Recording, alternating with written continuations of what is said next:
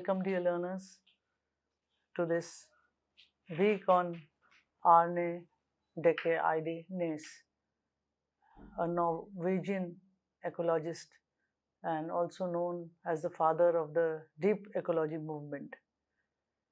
When we go into his books and his ideas, it will open a whole new universe to us. He is influenced by a number of philosophers, and his idea of deep ecology is something that is deeply spiritual, and it has influence of major psychological theories also. So it is quite an experience reading his ideas in his numerous books.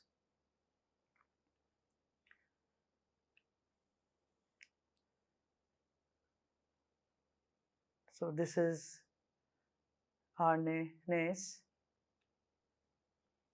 1912 to 2009.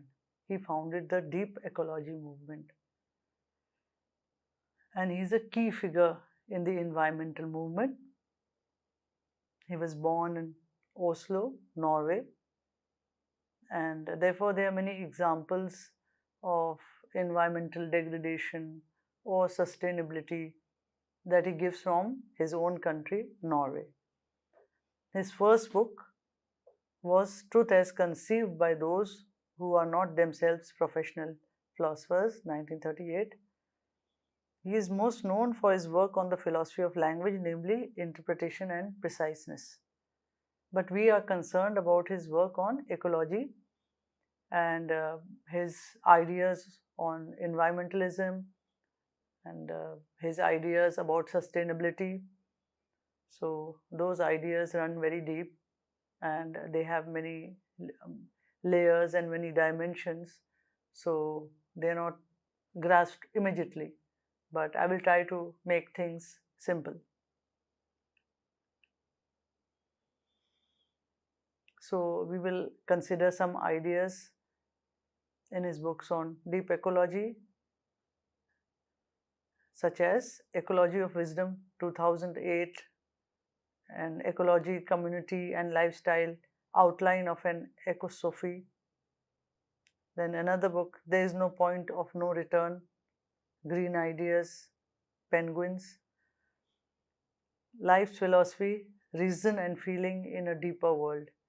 So the ideas about deep ecology are to be found in these books. They overlap, and sometimes he gives details, and at other times there are numerous examples to illustrate his meaning of deep ecology. He distinguishes between deep and shallow ecology.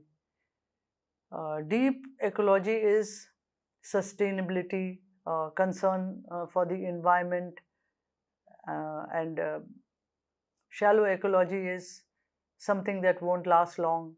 It is related to industrialization, where efforts are negligible as far as healing the environment is concerned. That is shallow ecology.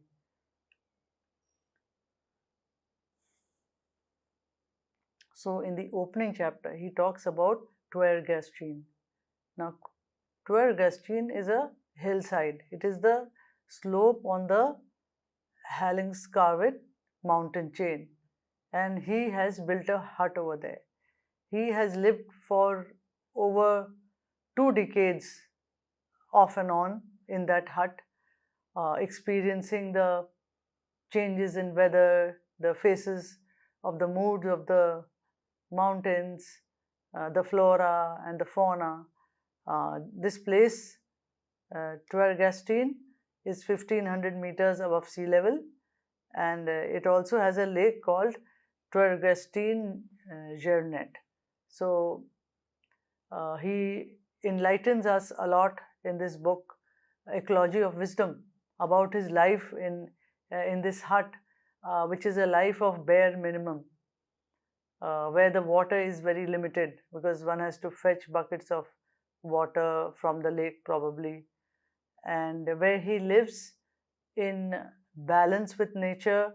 He observes numerous animals and birds that live there. There are mice that live in his house, in his hut.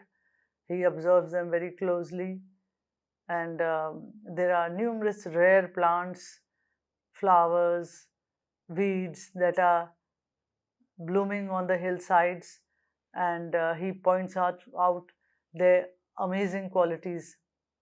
Some of them are attached to the mountain, and they can survive without mud and without water also. So there are some amazing species that he points out.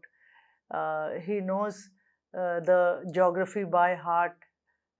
He gives very detailed descriptions of the geography of the area, of the history of the place, and he even talks about the daily management of his household or his daily life in the hut, on how the garbage is taken out and what happens to the garbage when it is in the hills, in this mountain.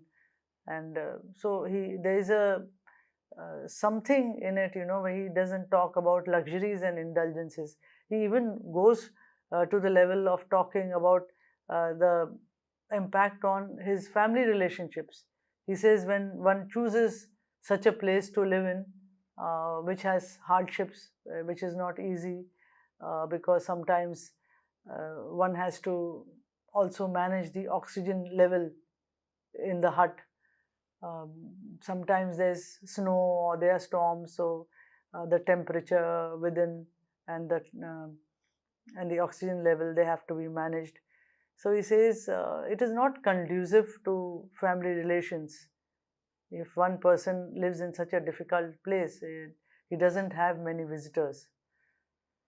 So all in all, his attachment to Twergastine is extremely beautiful. It makes a very interesting read, and it enlightens us about his philosophy, that he believes that if you believe in certain ideas, then they should work for you. If you love nature, so why visit nature? Then live in it, and then live out your ideals by living in nature. And that's what he does in the mountain, which he has learned to climb, and he's a very good climber also. And there are various instances of events and climate events that he talks about. So Turgastine is a place that he mentions again and again, and he has created his own philosophy, ecosophy T. Ecosophy is the personal um, perception of how to heal the environment or nature. So everybody should create their own ecosophy, but his is ecosophy T, refers to Turgastine, his little hut in the mountains. So, as I said, he managed to build a dwelling in the midst of nature on the slope, and in this wilderness, he has been able to live out the truth of his beliefs. So he mentions he has a little kitchen in his little hut, and he has a chair and a table, very minimum belongings there. He has learned to live with nature, and he philosophizes a lot on Twergastine, talking about how place is something to which one's soul is attached, and everybody has places to which one's heart and soul is attached. Like Twergastine is where his heart is, and that's why he spent so much of time here. Ever since he was 8 or 9, he was fascinated by these mountains, and thus, when he was financially independent, he got a chance to come and live on the mountain. He built himself a hut, and he gives us a very detailed description of vegetation on the mountains and the various names of the flowers, and the various seasons when so and so plants appear and when they disappear, and it is uh, a demonstration of his appreciation of the beauty of nature. So this too is a part of deep ecology, admiring and the beauty of nature for its own sake, for its own intrinsic sake, not with any end in mind that I'll get something from it, without any utilitarian purpose. Admire nature for itself, and it is filled with admiration. This chapter on Twergestein, and when one realizes that one is attached to a certain place, there is a certain place which he calls home. He also says that self-awareness comes from that. When you know which place is home to you, which place you feel totally comfortable, that makes you understand yourself. And he brings us to the idea of self-realization. So in the chapter titled Places in the Real World, he draws attention to the idea of self-realization. And he introduces us to the ecological self.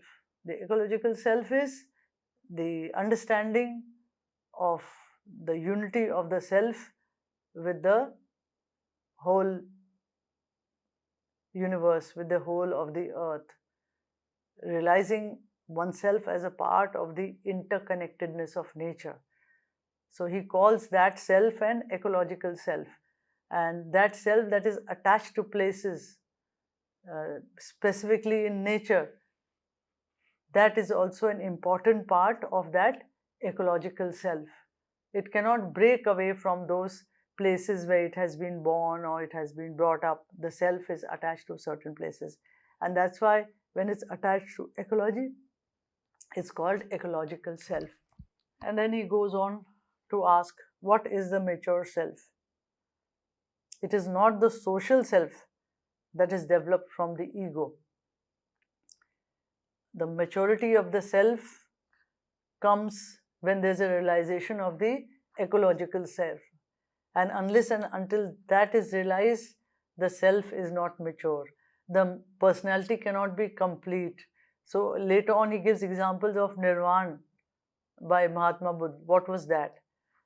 That was a realization of one's interconnectedness with the whole universe. That realizing that oneness of the whole universe. So that is maturity of self. So he says it does not grow out of the social self, which is a part of society and must live by the traditions of society and the beliefs of society. It is not that, because the ego is also involved with it.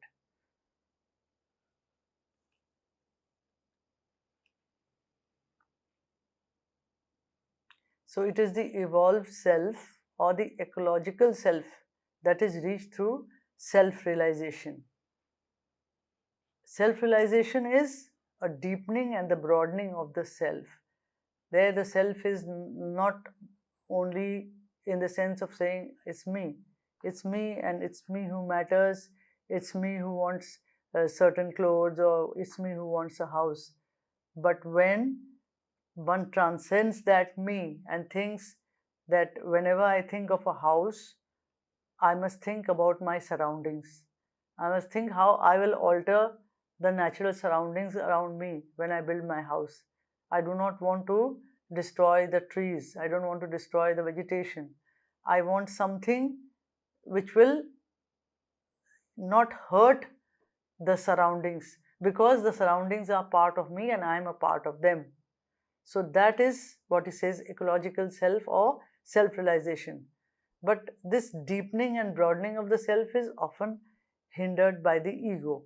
The ego is I, me, mine, where one is only concerned about one's survival or one's objectives about getting something. So when one transcends that and thinks of the totality of nature, of the universe, of the world, of the environment, world of nature around one, in whatever decisions one takes, then the self has evolved, it has deepened, and it has broadened. So, for example, one has a garden patch and one wants to plant fruits and vegetables in it, and then one feels concerned that the bugs and the pests will eat it. So the idea is then must go and destroy those bugs, otherwise they will eat my tomatoes. So that is a single self, only thinking of myself. That is the ego. I have to go and destroy it.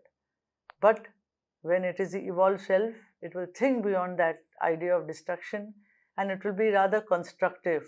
Try and see that what I do and I want to save those plants, I can do it in some manner that the whole environment is not harmed. So, not realizing it, human beings, they sort of harm themselves when they harm the environment. So, in this way, when one reaches out and tries to save the environment, feels that sense of oneness, then one creates growth within oneself. One reaches a level of self-realization that is very important. And this self-realization and awakening the ecological, broader and expansive self is necessary to save the planet. Without that, it is difficult to alter mindsets until unless one feels a part of the environment, one feels hurt when the environment hurts, then only one can sort of think of doing something to save the environment. He gives numerous examples which a layman would not even think of. In one of his lessons, he talks about some kind of micro living form, living organism, which he can only see through the microscope in a drop of rainwater. So he watches this creature dancing like a ballet dancer in the raindrop, and after some time the raindrop starts drying and this creature starts struggling. So he says, I ran to get some more water because I could feel that thing of death, that struggle with death, oncoming death on this creature. So how many of us would think of saving a microorganism that is seen under a microscope? So this is really very unique. That is the symbol or sign of a highly developed self. Leave that alone. Does anybody care if there's a dog lying on the road that is badly injured? If it's a stray, nobody's bothered. Or a dying bird somewhere, nobody's bothered. Reminds me of these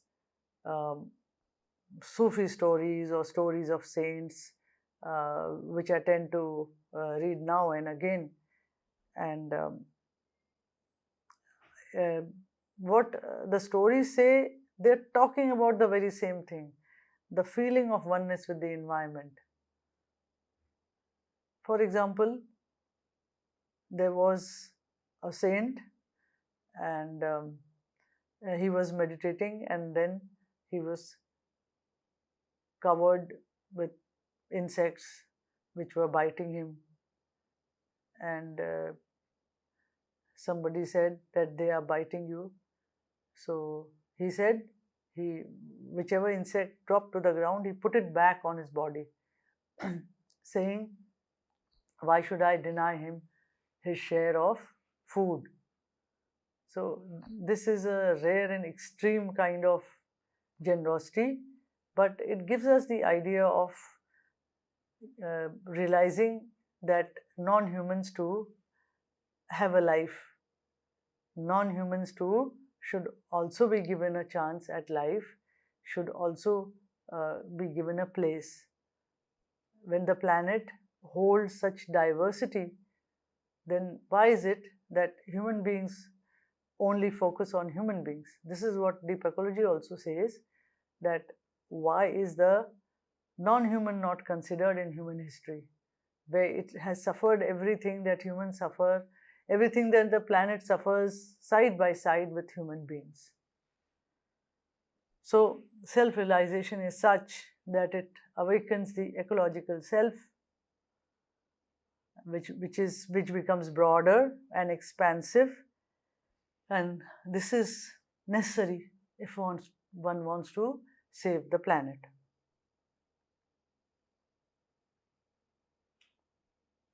So I gave you one example of that microorganism that he saw under the microscope. There's another example of self-identification, which is an important part of realization. How does one identify oneself? It is not as the ego, not as saying by social positions. One identifies oneself by being part of the living planet. That is self-realization. And he gives the example of his self-identification with a flea. Flea is a small fly-like insect which sucks blood, which sits on animals also. So considered quite despicable by human beings, considered a pest. So let me quote from his book, Ecology of Wisdom. Rather, it was a process of identification. I saw myself in a flea.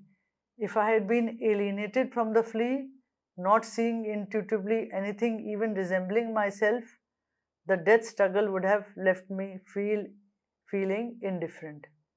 So there must be identification for there to be compassion, and among humans, solidarity.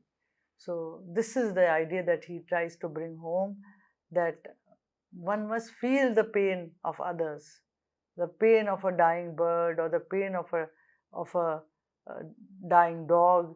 If you notice the animals outside, how if one crow dies, how the packs of crows come forward to mourn its death. Everybody is affected.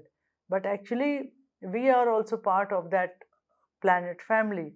So we should be able to self-identify with whatever is happening, whatever other is happening to animals. And he does that with the flea. And he sees that it is dying. And he says, if I was indifferent to the death struggle, then I would be sort of alienated from the planet, and there would have been no development in my ecological self. But I didn't feel alienated. I felt connected. I could feel its death struggle. And so identification with nature is important to develop compassion, and between humans it develops solidarity. These things are important. So with the way humans treat each other, differentiating between caste, race, color, position, status, all the different things that can divide human beings. So until all those things are overcome, and human beings, just as they feel compassion for nature, they feel solidarity with one another, climate change cannot be reversed. It has to be something that is taken up collectively. And this idea has come back to us again and again through different movements and different ideas. A feeling of interconnectedness with all living beings. There is a similarity between nature and the flow of life, both being unpredictable. He says that there is a interconnectedness with all living beings, and he feels that there is a similarity between nature and the flow of life. Both of them are unpredictable. One cannot prophesy a moment in advance what is going to happen. So just like a mountain expedition, He finds that vacillation and uncertainty in life cannot be summed up in an argument. So the real process of life, its ups and downs, its random changes, its uncertainties, its uncertainties cannot be summed up in an argument, though one can reproduce those feelings through music, art, and literature. One can represent those impacts through art, music, and literature. He uses the word ecosophy to suggest individual ways to solve the ecology crisis. Echo comes from oikos, meaning household in Greek, and Sophie means wisdom in Greek. Together they mean wisdom in relations to the foundation of life on the earth. So, wisdom in relations to the foundation of life on the earth, and this can be provided by diverse cultures on the planet, and that's why ecosophy is something personal, something individual, and he encourages us to have our own ecosophy. So his own is ecosophy T. The life that he has led in Twergastine has taught him the lessons of life, lessons of wisdom that has endeared him to nature and helped develop his ecological self. He says that we each can create personal ecosophies which represent the diversity and cultures of life on the earth.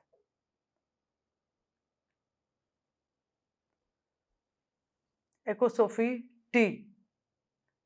Ecosophy T is his own ecosophy related to Twergastine, which stands for T. It is about his concerns about responsibility for the future of the planet, and that we should be able to hand the planet to the next generation the way we found it in the present generation. When talking about the future, he mentions undertaking short-term unpleasantness for avoiding long-term unpleasantness. So, some discomfort in giving up some behaviors or some indulgences that harm the environment. So, the trouble that one takes to do this would save one from later trouble, which could be long term trouble. So, he gives an example of the exploitation of natural resources in the Himalayas. For instance, we already know that Himalayas are the spots or tourist spots are there.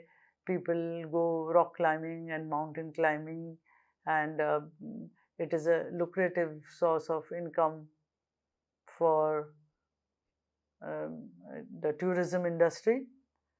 So he says, and he gives an example of this exploitation of natural resources in the Himalayas. For instance, the native people earn money by supporting tourists to use shrub as fuels to boil water. They do not want to be deprived of this earning. And he says that they must undergo some discomfort to save the environment and the ecosystem from being destroyed. Otherwise, what will be the consequences of total destruction of the ecosystem? So, we already know that the mountains are rich in biodiversity. There are rare herbs and rare plants, a lot of natural healing and Ayurvedic healing relies on minerals and plants from the mountains. So, when there is too much of foraging and exploitation of all these things, it depletes the biodiversity. It destroys the beauty of the mountains. So, because the local people, they benefit from it, so they encourage it. So he says that some unpleasantness for the time being can be tolerated to avoid a long term of unpleasantness in the future. So we'll stop here. We'll continue in the next lesson. I hope you understood the meaning of ecosophy and what Twergestein meant to Arne Næss. So let's stop here.